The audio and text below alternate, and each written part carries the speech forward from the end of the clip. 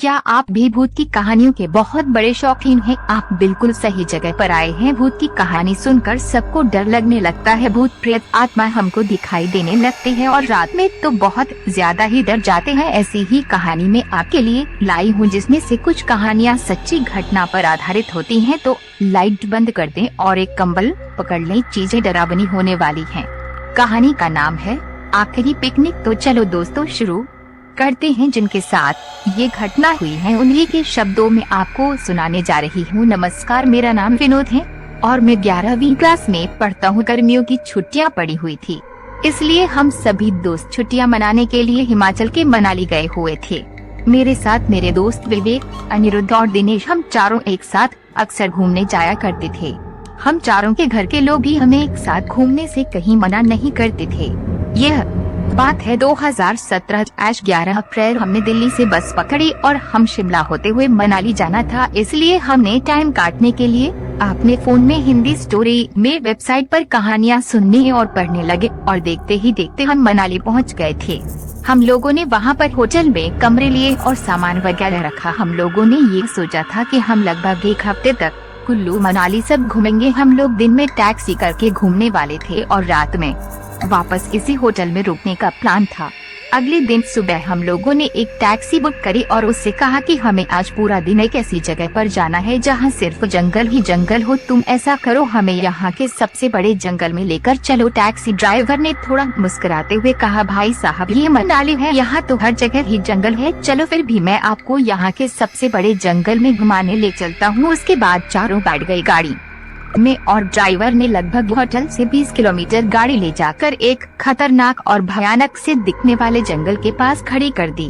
Driver ने तब हमसे कहा, भैया आप लोग अब यहाँ फोटो खींचो या जो भी करना है करो, लेकिन ज्यादा जंगल के अंदर तक मत जाना क्योंकि जंगल बहुत बड़ा है, रास्ता ढूंढने में दिक्कत भी हो सकती है वापसी के समय। और लोग कहते हैं कि ये जंगल ज्यादा घूमने लायक भी नहीं है, ये अक्सर लोग बहुत कम ही आते हैं। तब मैंने और मेरे सभी दोस्तों ने गाड़ी से अपना वह सामान निकाल दिया जो हम पिकनिक मनाने के लिए लेकर आए थे।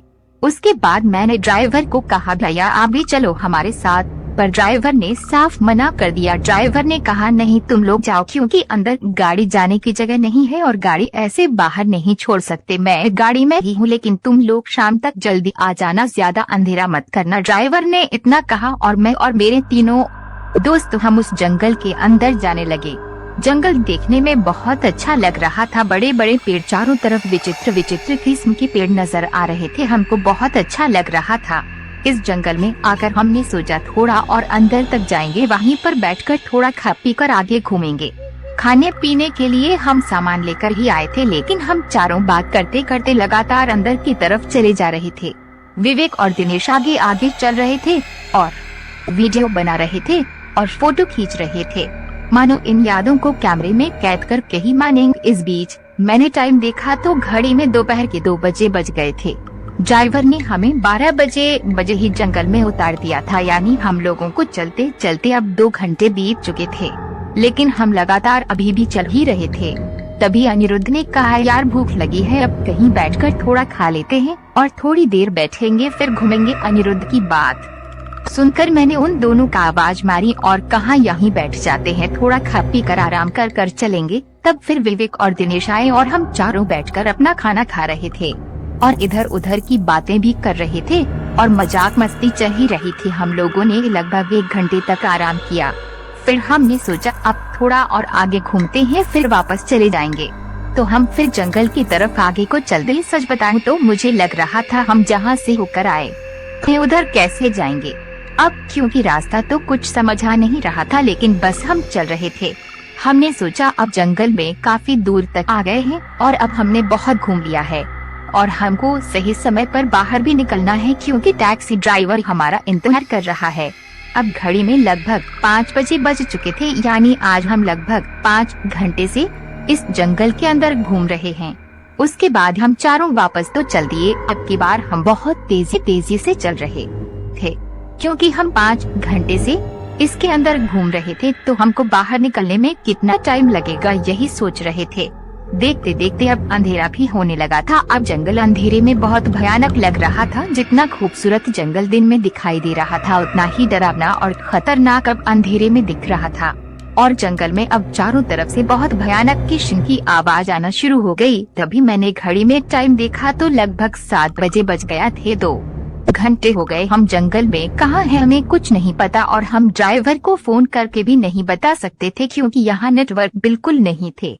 हम यही सोच रहे थे पता नहीं क्या ड्राइवर अभी भी बाहर होगा या नहीं, क्योंकि हमने उनको कहा था हम 5 बजे से पहले बाहर निकल पाएंगे।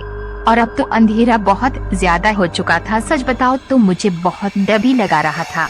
तभी हमको ऐसा लगा कि हमारी बगल से कोई बहुत तेज से भागता हुआ जा रहा है। उसके कदमों की आवाज बहुत तेज आ रही थी, लेकिन हमको वहाँ कोई दिखाई नहीं दे रहा था। हम चारों थोड़ी देर वहाँ रुके और उस आवाज को सुन रहे थे। आवाज लगातार तेजी से आगे की तरफ बढ़ती जा रही थी, लेकिन हम में से किसी को भी कोई दिखाई नहीं दे रहा था कि कौन भाग रहा है और किसके कदमों की आवाज है। लेकिन हमने वहाँ अब रुकना भी ठीक नहीं समझा। हमने कहा हमें जल्द से जल्द बस बाहर निकलना है। हम चारों ने अपने मोबाइल फोन की फ्लैशलाइट जला रखी थी, लेकिन अब रास्ता समझ में नहीं आ रहा था। मतलब जिसका मुझे डर था वही हुआ। हम रास्ता जंगल में भटक गए थे, लेकिन हमने रुकना नहीं सही समझा। हम आगे की तरफ लगातार जा रहे थे। तभी ऐसा लगा जैसे किसी के दर्द से तड़पने की आवाज आ रही हो। ऐसा लग रहा था जैसे जंगल में कोई बहुत तेज चीख रहा है। अब ऐसा लग रहा था जैसे आवाज अब बढ़ती जा रही है और हमारा नाम लेकर कह रही है, विनोद मुझे क्यों छोड़ कर जा रहे हो? दिनेश, अरे अनिरुद्ध, मुझे भी तो ले चलो। ऐसी आवाजें सुनकर हमारा खून अब जम चुका था, लेकिन हमने भी इस आवाज को पहचान लिया क्योंकि आवाज तो विवेक की थी। लेकिन ये कैसे हो सकता है, क्योंकि विवेक तो हमारे साथ ही था। इसलिए अब हम चारों बहुत बुरी स्थिति में थे। लेकिन उस आवाज का रोना और तड़पने की चीख बढ़ती जा रही थी। बार बार हमारा नाम लेकर कह रही थी, अरे मुझे छोड़कर क्यों जा रहे हो?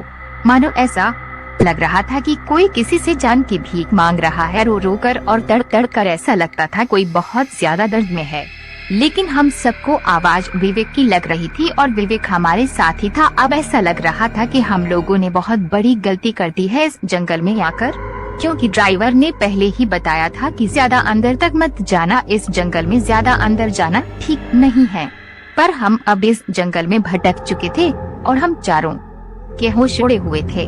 बस भगवान से यही दुआ करे थे, भगवान हम जल्द से जल्द इस जंगल से बाहर निकल जाए।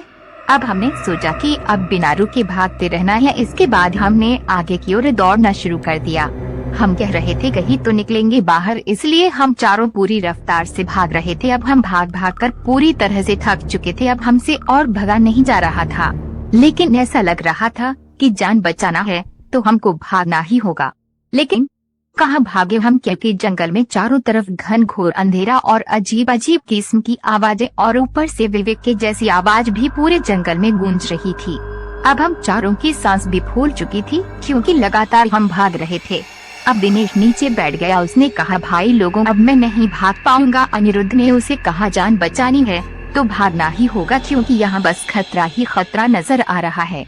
मैं और विवेक एक साथ थे। थोड़ा आगे हमने उन्हें आवाज दी तो उन दोनों ने कहा, भाई अब नहीं भागा जाता था। हम दोनों भी गए थे तो हम सब एक साथ उसी घनघोर अंधेरे में अपनी फ्लैशलाइट जलाए हुए बैठे थे। लेकिन तभी ऐसा लगा हमारे सामने एक बड़े पेड़ से कोई चीज बड़ी तेजी से नीचे गिरी और उसकी आवाज बड़ी जोर से सुनाई दी। उस चीज पर दिनेश ने लाइट मारी तो दिनेश सही तो हम तीनों के होश उड़ गया थे। अब मानो हमारी धड़कनें रुकी जाएंगी, क्योंकि अभी तक हमको विवेक की रोती और बिलखती हुई आवाज सुनाई दे रही थी। लेकिन अब हमारे सामने ही विवेक का कटा हुआ सर पड़ा था। इसके आगे की कहानी अगले एपिसोड में है।